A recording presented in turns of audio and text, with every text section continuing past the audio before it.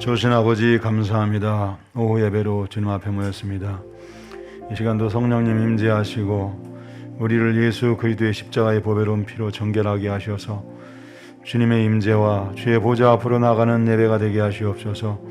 사랑하는 성도들 가운데 주님 은행하시고 역사하셔서 저들을 만나 주시옵소서. 이 시간도 부족한 종 말씀을 들었습니다. 주님께서 이 시간도 종의 영상을 감추시고 오직 주의 말씀을 전할 수 있는 통로로 쓰임받게 해 주옵소서. 오늘도 모든 것 주님의 손에 의지합니다. 예수님의 이름으로 감사하며 기도합나이다.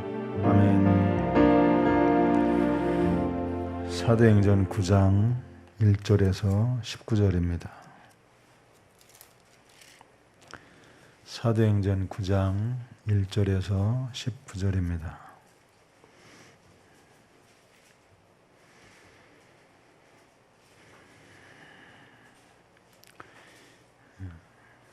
우리 찾으셨으면 저하고 한 절씩 19절까지 교독하겠습니다.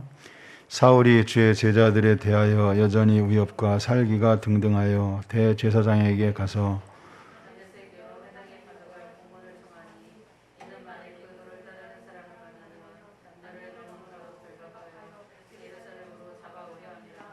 사울이 길을 가다가 다메섹에 가까이 이르더니 호련히 하늘로부터 빛이 그를 둘러 비추는지라.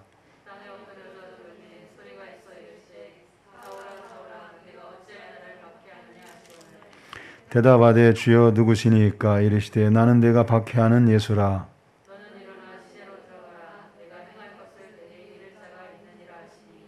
같이 가던 사람들은 소리만 듣고 아무도 보지 못하여 말을 못하고 서 있더라.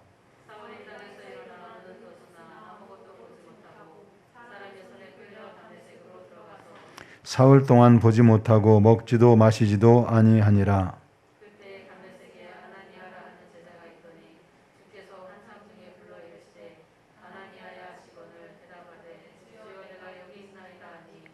주께서 이르시되 일어나 집가라 하는 거리로 가서 유다의 집에서 5 사람 사울이라 하는 사람을 찾으라. 그가 기도하는 중이니라.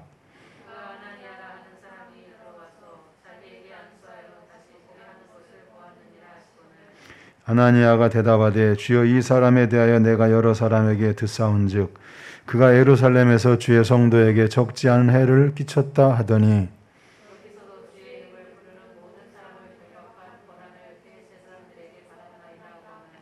주께서 이르시되 가라. 이 사람은 내 이름을 이방인과 임금들과 이스라엘 자손들에게 전하기 위하여 택한 나의 그릇이라.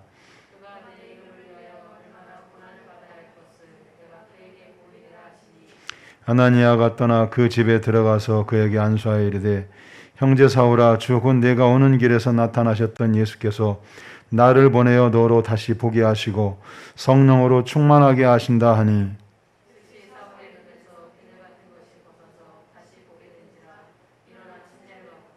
같이 합니다. 음식을 먹음에 강건하여지니라. 아멘.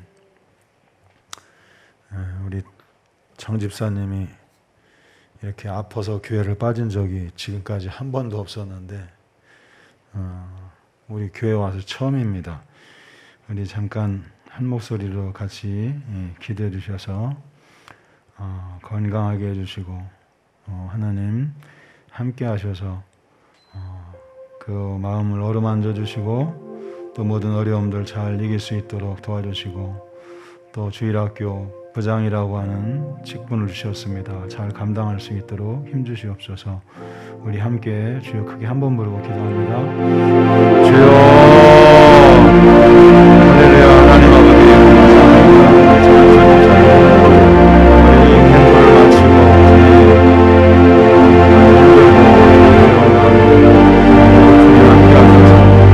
시간 주님 것을 찾아가 주시고 모든 손을 완수하여 주셔서 지금 육신이 회복되게 해주시옵소서. 여러 가지 일들로 인하여 열심히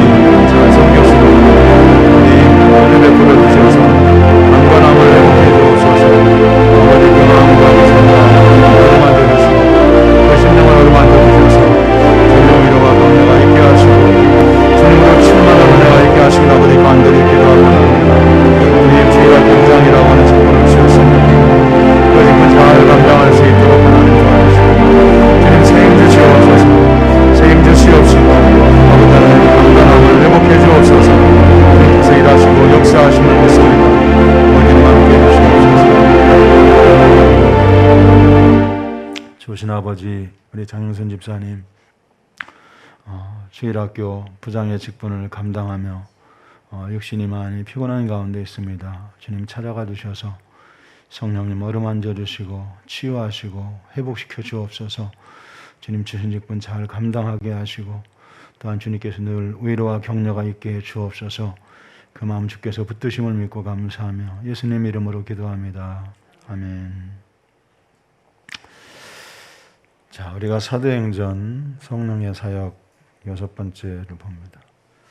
자, 우리 사도행전의 저자가 누구인지는 알죠, 그죠? 우리 고개 끄덕끄덕한 우리 유미가 얘기해봐. 누구죠?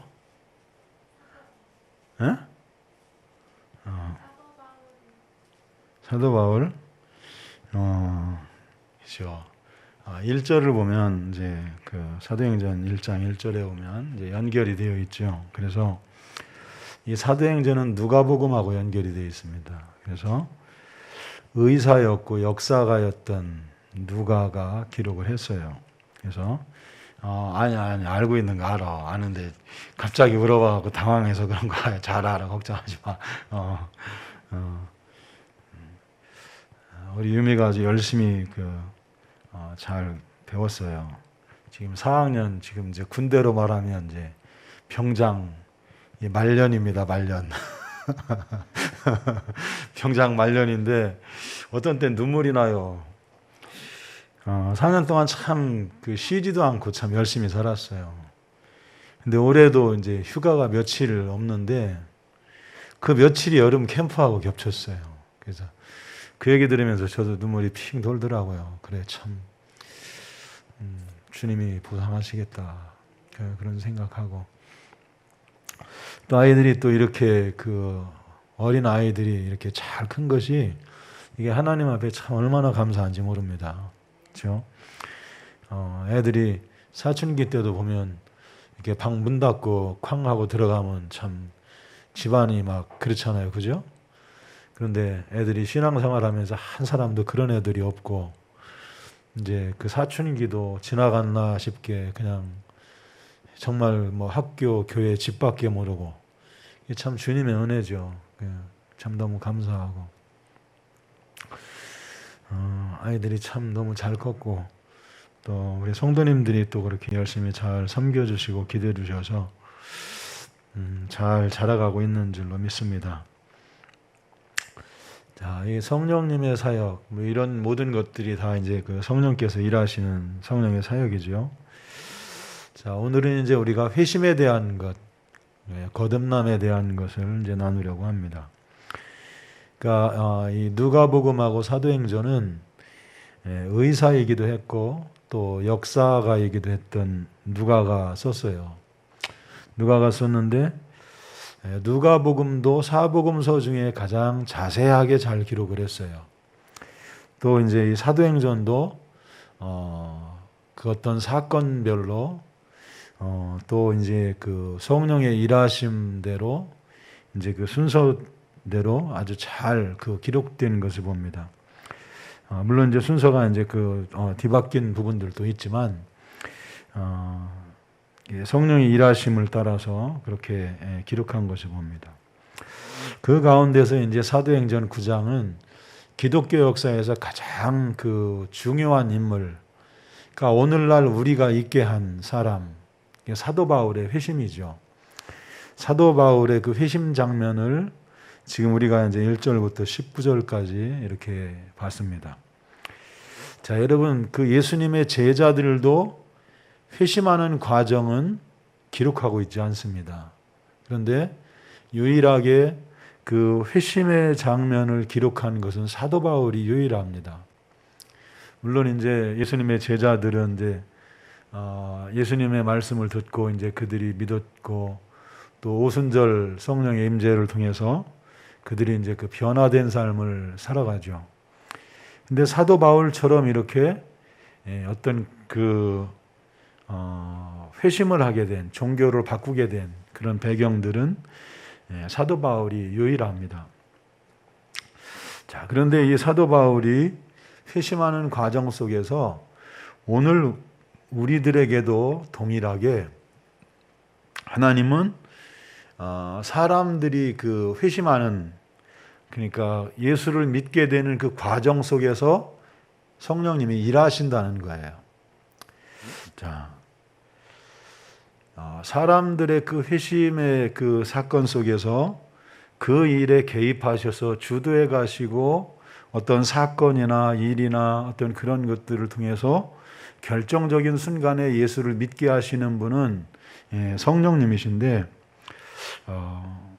이제 그 사도 바울이 회심하는 그 과정들을 보면 빼놓을 수 없는 사건이 스데반 집사의 순교 사건입니다. 그때 이제 사울이 처음 등장을 해서 사울이 어떤 사람인가 하는 것을 우리에게 간접적으로 보여주고 가르쳐줘요. 7장 58절에 보면 성 밖으로 내치고 돌로 칠세 증인들이 옷을 벗어 사울이라 하는 청년의 발 앞에 두니라. 그러니까 이제 사람들이 스데반 집사를 이제 예루살렘에서 이제 그 전도를 하니까 잡아다가 성 밖으로 끌고 나갔어요. 끌고 나가서 내쳤다 그랬어요. 그건 이제 두들겨 팼다는 거죠. 그리고 이제 돌로 칠세 그랬습니다. 돌로 친다고 하는 것은 그 무리들이 이 사람을 죽여야 된다 하고 사형 판결을 내렸다는 거예요. 그러면 이제 거기에 이제 사울이라는 청년이 있는데, 사울이라고 하는 청년의 발 앞에 사람들이 자기들의 겉옷을 벗어놨다는 거죠. 그러니까 이제 사울이 그 증인이었다는 거예요. 자, 그런데 이제 또 이어서 보면 이제 사울은 8장 1절 그 상반절에 보면 사울은 그가 죽임 당함을 마땅히 여기더라 그랬어요. 그러니까 이제 스데반 집사에 대해서 사람들이 이제 이렇게 그 돌을 던져 죽게 하는 그 일을 마땅하다고 생각을 한 거죠. 자, 여기에서도 보면 이제 사도 바울에 대해서 우리가 이제 추정해 볼 수 있는 것은, 사도 바울이 증인의 역할을 했고, 또 사도 바울은 그 뒤에 이제 나오지만 자기가 스데반 집사가 돌에 맞아 순교할 때 사람들이 손을 들어 투표할 때 자기도 죽이는 것이 옳다고 하는 사람의 손을 들었다는 거죠.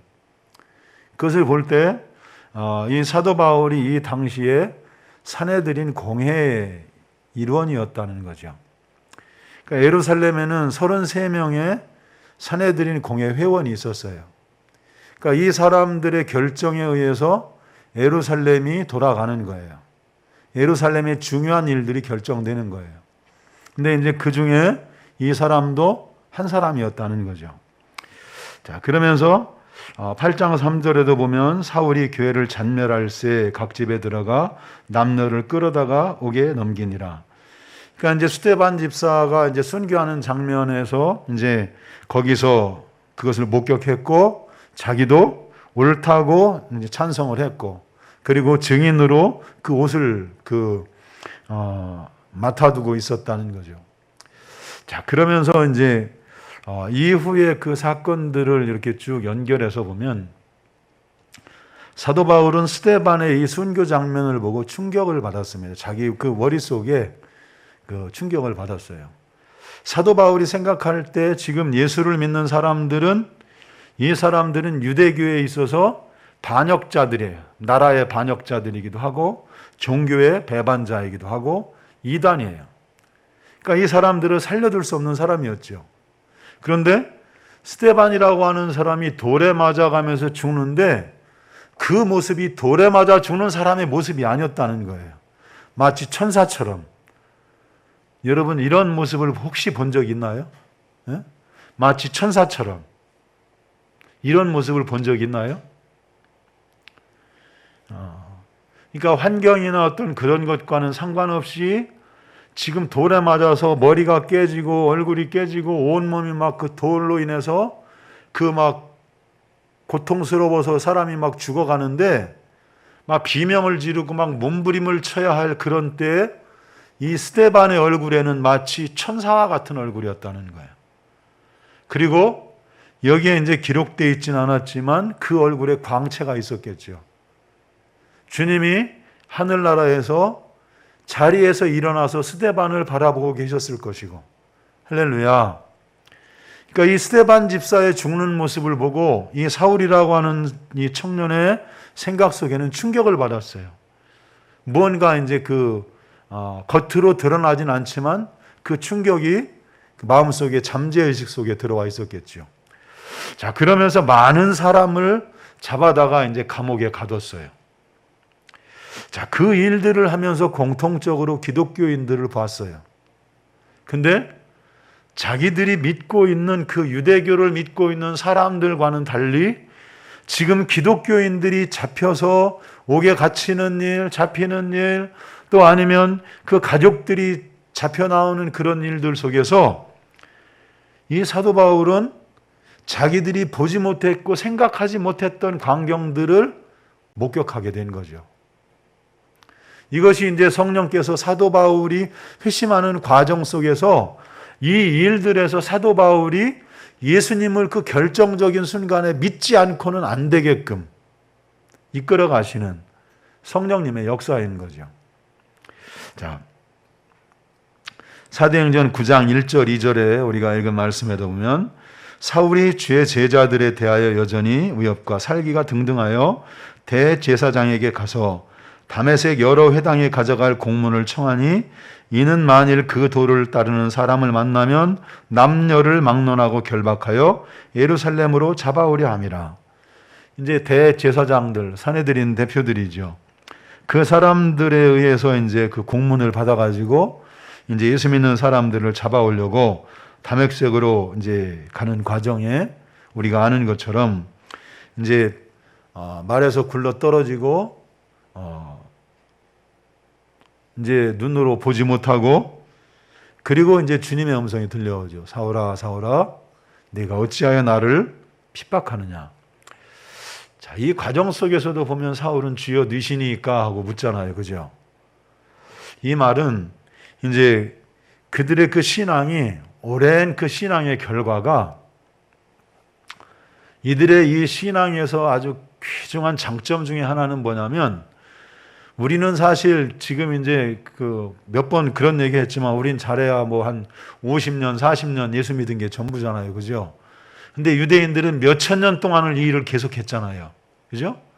몇천 년 동안을 반복해서 한 일이 그거예요. 근데 이 사람들은 반복하면서 우리 같으면 나 할 거 다 해봤어. 나도 이것도 해보고 저것도 해보고 뭐 별로 뭐 신기한 게 없는데 뭐 이렇게 생각할 그런 사람들이 많이 있는데 이 사람들은 몇천 년 동안을 똑같은 일을 되풀이했는데 이 사람들이 가지고 있는 장점은 뭐냐면 그 사람들은 그렇게 생각하지 않고 그것이 생활이 됐다는 거예요. 생활이 돼서 그 사람들의 생활 속에 경건이 배어 있어요. 그래서 생각으로 마음으로 주님께 묻고 찾고 하나님의 말씀을 암송하고 하나님의 말씀의 뜻을 깨닫고 하나님의 말씀을 성령께 묻고 그래서 하나님의 말씀을 깨달아가고 주님을 알아가고 그리고 주님과 교제하고 교통하는 것이 생활이 되었다고요. 이게 신앙생활 오래 한 사람들의 장점이에요. 장점. 강점이에요. 강점. 자, 여러분 신앙생활에서 제일 위협적인 존재가 뭐냐면 습관화되는 겁니다. 매너리즘에 빠지는 거. 예배도 습관에 의해서 드리고 기도도 습관에 의해서 기도하고 뭐 헌금을 하든 봉사를 하든 습관에 의해서 해요. 그러면 여기에는 주님을 구하는 것이 아니라 그냥 습관에 쫓아서 해요. 그러다 보니까 거기는 아무것도 없어요.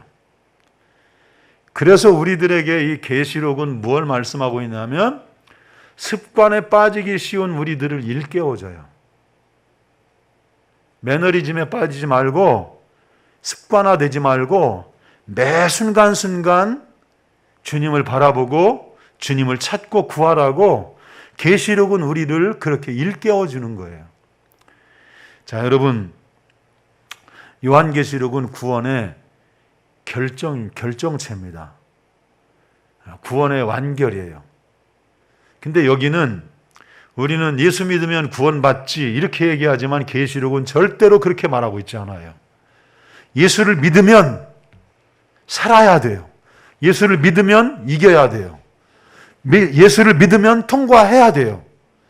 그러니까 계시록에서 구원받는 사람은 이기는 자가 구원받고요, 통과한 자가 구원받고요, 그리고 견디는 자가 구원받아요. 우리는 예수 믿으면 구원받지 이렇게 말하지만 요한계시록 끝부분에서는 우리에게 그렇게 말하고 있지 않다는 거예요. 그러면서 우리들에게 무엇을 말해주고 있냐면 우리가 믿는다면 행하라는 거예요. 믿는다면 하라는 거예요. 할렐루야, 할렐루야. 그러니까 행함과 그 믿음이 따로 떨어져 있을 수 없다는 거예요. 자, 그래서 오늘 우리들의 삶에 있어서도 성령님은 이 모든 그 배경들 속에서 일을 하세요. 이렇게 공문을 가지고 사람들을 잡아다가 감옥에 가두고 이제 잡아오려고 가다가 이제 빛을 보고 말에서 굴러 떨어지지요. 그러면서 주님의 음성을 듣지요. 주여 누시니까. 그러니까 이제 사도 바울은 그때 이게 심상치 않은 일이라는 걸 알았어요. 심상치 않은 일. 그러니까 자기가 지금까지 그런 일들이 없었는데 이런 일들이 생겼다는 거죠. 그러니까 우리들에게 있어서 신앙생활이 오래 한 사람들이 가지고 있는 경건의 강점은 주님과의 그 교통하는 그 문이 열렸다는 거예요. 열려 있다는 거예요. 할렐루야. 이거 이제 말씀에는 좀 이제 없는 얘기지만 이렇게 보면 이제 사람들에게 어떤 때가 있는 것 같아요. 때가 있고 또 이제 그 사람들의 상태를 보면 그러니까 이제 예를 들어서 이제 기도하고 이렇게 안수해주고 하는 그런 그 과정 속에서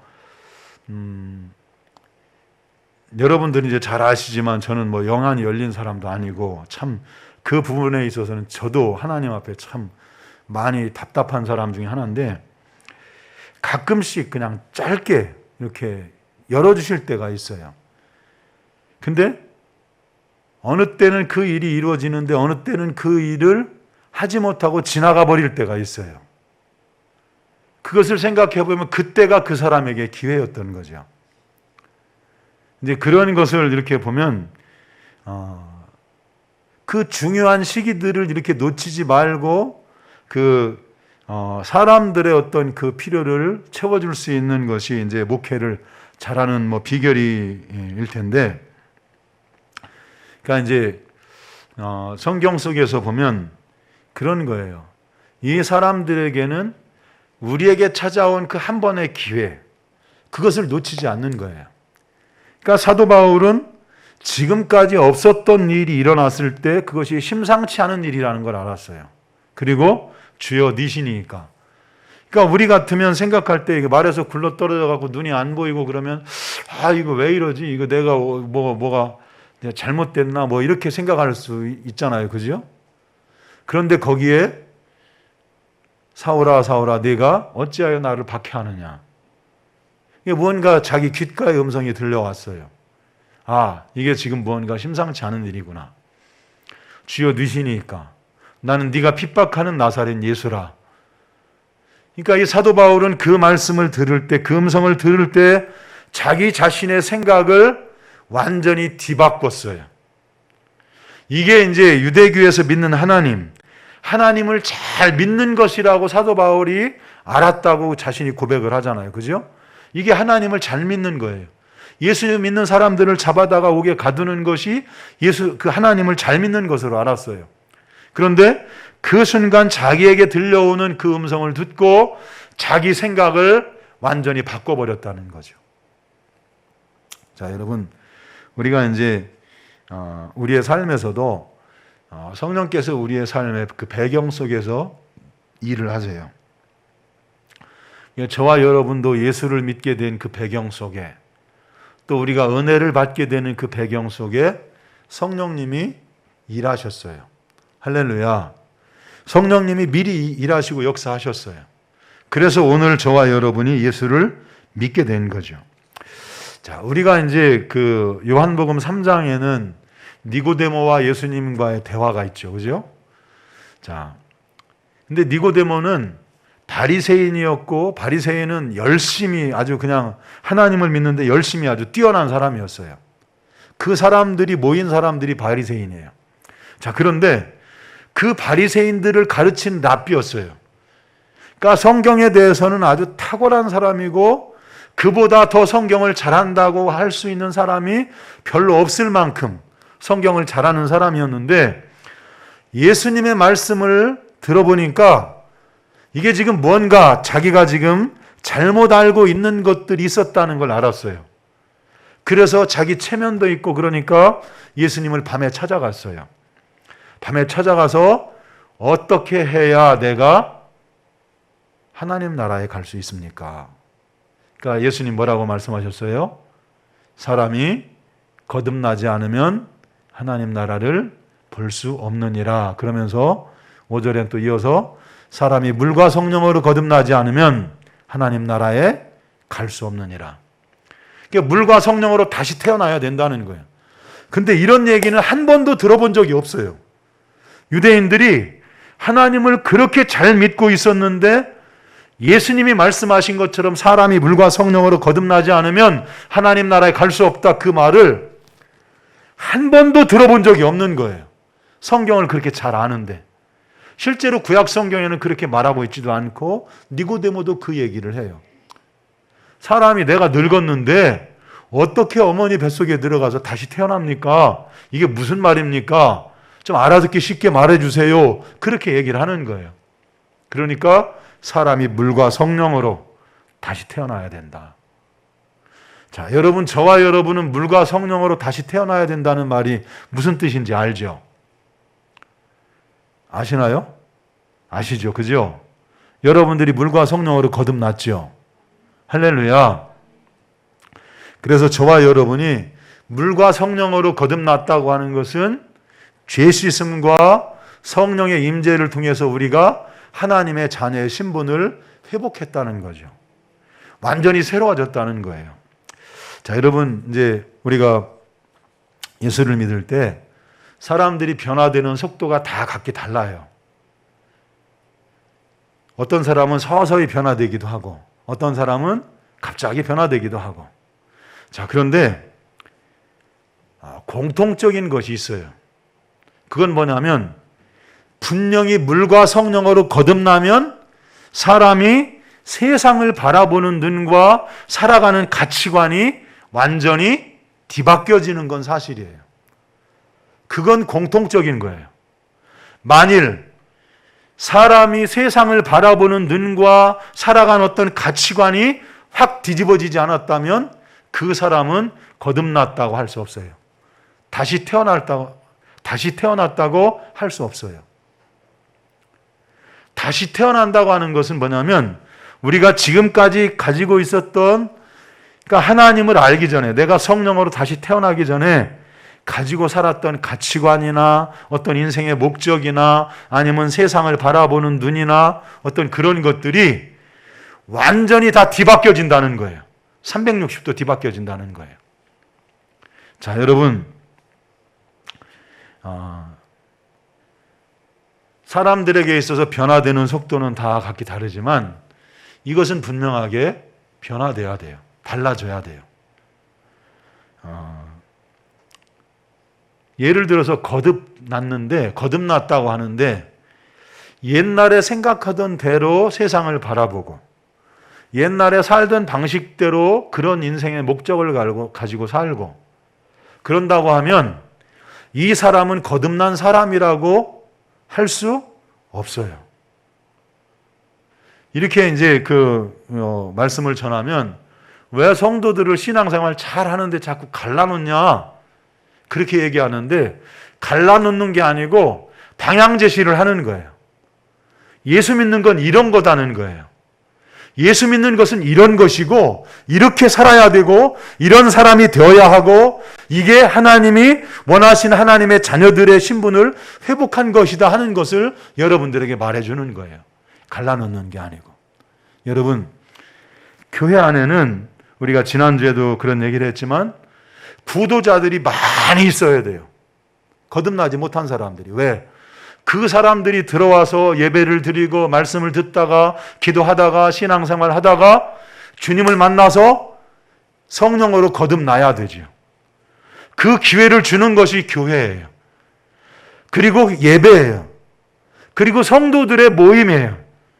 그곳에서 성도들 간의 어떤 그 예배와 어떤 그 신앙의 교제들을 통해서 그 사람들에게 거듭날 수 있는 기회를 주는 거예요.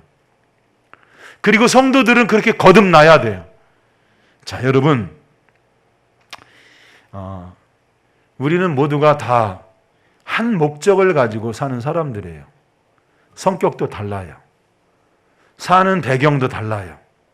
그리고 자라온 배경도 다르고 내가 지금 살고 있는 환경이나 여건도 다 달라요. 그런데 똑같은 것이 있어요.